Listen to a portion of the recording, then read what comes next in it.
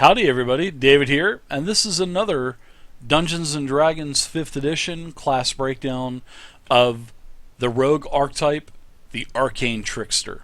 And the Arcane Trickster is a unique type of rogue which enables you to have your regular normal rogue class features with a lot of magic added on top. So it's a really nice complement to the rogue baseline class. So as a rogue, you're going to see that you get a lot of class features right off the bat. I mean, leveling from levels 1 to 20, you're going to get everything from expertise. You know, the bread and butter of the rogue is sneak attack, cunning action, evasion, all of your ability score improvements, all the way down to stroke of luck at level 20. So at level 3, you're going to see that you get a roguish archetype. And this is where you choose the Arcane Trickster. Now, the Arcane Trickster you will take at level 3. You'll notice that you get Spellcasting right off the bat at level 3. You're going to know cantrips, you're going to know your total spells known, and those numbers will increase over time. You'll also get spell slots per day, and I'll explain something really quick for you. Take for instance level 1. Your level 1 spells that you can cast at level 3 because you're a rogue level 3. So you can cast first level spells only. You will know 3 first level spells. Alright, now, when you get to choose more spells for the next spell level, which wouldn't be till level 7, you will know by then, you'll know 4 first level spells and 2 second level spells. Now, this is the important thing to really know and realize. The spells known, you'll know a total of 5 spells. And that includes all of your spells for first and second level that you can cast. So it doesn't mean you know 5 first level spells and 5 second level spells. The spells known is all of your spell levels combined. So there's a little confusion in that. So I just wanted to explain that for you if you decided to go with the Arcane Trickster. So let's go right into the spellcasting, and we'll go over the mechanics of the spellcasting. First off, you're going to have 2 numbers that you need to worry about: your spell attack and your spell save DC. So intelligence is your primary stat. Well, not your primary stat. Dexterity is your primary stat for the rogue. But if you're going Arcane Trickster, then you're going to throw another stat in there that you would normally not have to worry about as a rogue, meaning intelligence. So you're going to want to take some of this, some of your ability score improvements and raise up your intelligence score, because your intelligence score is really important because it depends on how often your spells are resisted and how often your spells hit.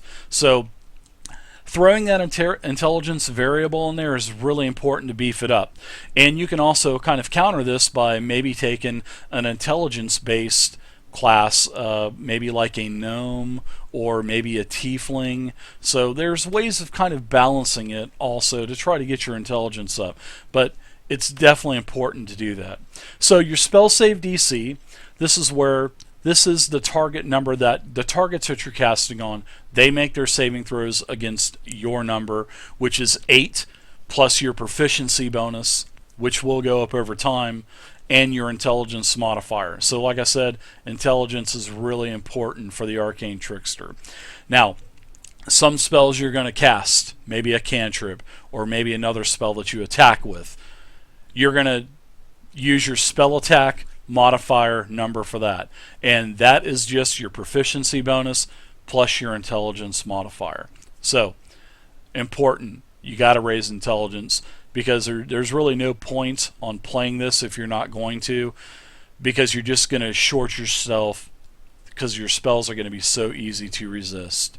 Alright, so like I said, you start with 3 cantrips. You automatically get Mage Hand, and then you get 2 other cantrips of your choice from the wizard spell list. And over time, you will gain another cantrip.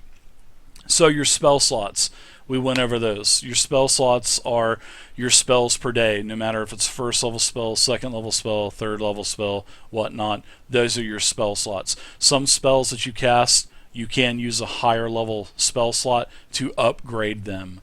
So that is another thing to pay attention to.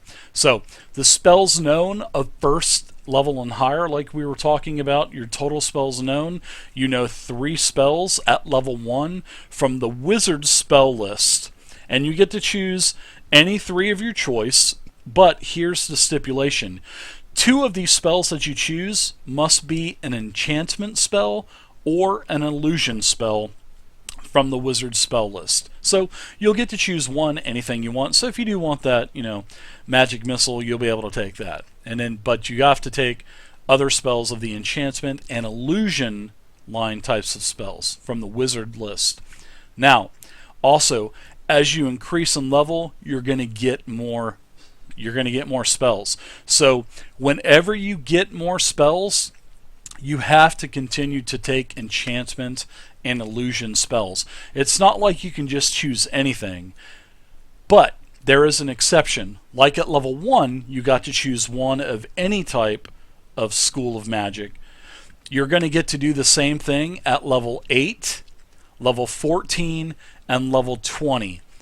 These 3 levels will allow you to take a spell from any School of Magic. So if you do want to take that evocation spell Fireball, feel free. So don't forget, there's some rules that go along with being an Arcane Trickster. Basically, the majority of your magic is going to be enchantment and illusion, with a few that you get to add in yourself for some flavor. So that is what you're going to get at level 3 when you choose the Arcane Trickster. Now next, you're going to get Mage Hand, Ledger Domain. And what this is when you cast that cantrip Mage Hand, you can make the spectral hand invisible, and you can perform the following additional task with it, which really makes Mage Hand quite interesting and actually a really good role play spell. So you can stow one object the hand is holding in a container worn or carried by another creature. Really nice. Deceitful. I like it. You can also retrieve an object in a container worn or carried by, so you can take one out. Really cool. And you can also use thieves' tools to pick locks and disarm traps at range. So if you don't want to take a chance of exploding, basically, destroying the entire room, use your Mage Hand. It can pick the lock too. But just take into consideration, Mage Hand has a very low weight limit. So whatever you're going to take away from someone or put into their bag, make sure that the item is small and it's within the weight limit of Mage Hand. So that's something to take into consideration. Now, you can perform one of these tasks without being noticed by a creature if you succeed in a competition roll of your deck's sleight of hand versus that creature's perception check. So whenever you do try to take an item or put one in, you're going to have to do a roll, a contest, your sleight of hand versus their perception. So possibly they may detect you, they may not. It's definitely really nice. So I love the mechanic of this Ledger Domain spell. Now, in addition, you can use a bonus action, granted if you still have a bonus action for your turn, to control the hand as well. Really nice. Really, really, really nice. Because normally that would take an action to do, but Cunning Action allows you to use it as a bonus action. Really nice.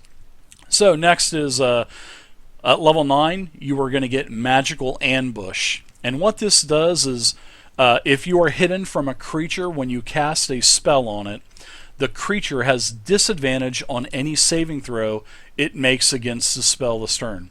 So basically, if one of the spells you did take that you get a free spell, maybe at level, I believe it was 8, 14, or 20, then if you did take that evocation spell Fireball, if you were stealth, hiding behind a tapestry or a curtain on the wall, you pop out, you throw that Fireball, bam!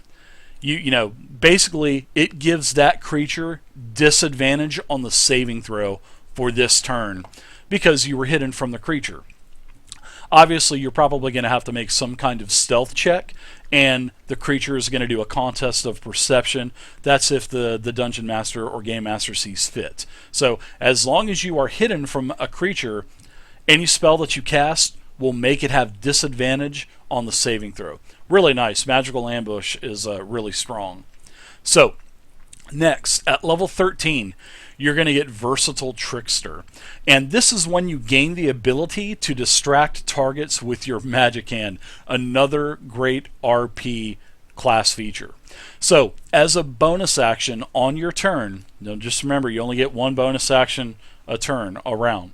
You can designate a creature within 5 feet of the spectral hand created by the spell.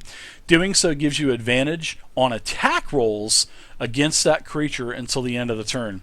That is really strong. So basically, you put the hand, you take your Mage Hand, put it up there, it's doing whatever, screaming its little hands off, distracting the target. There you go. That gives you advantage on attack rolls until the end of the turn. That is crazy. Because you can use your bonus action at any time. You can use your bonus action first. You can, control the hand, distract the target. As long as the hand is within 5 feet of that target, that's going to give you, basically advantage on the attack rolls. Straightforward. I like it. So, last, you're going to get level 17. The bread and butter is Spell Thief. So, at 17th level, you gain the ability to magically steal the knowledge of how to cast a spell from another caster.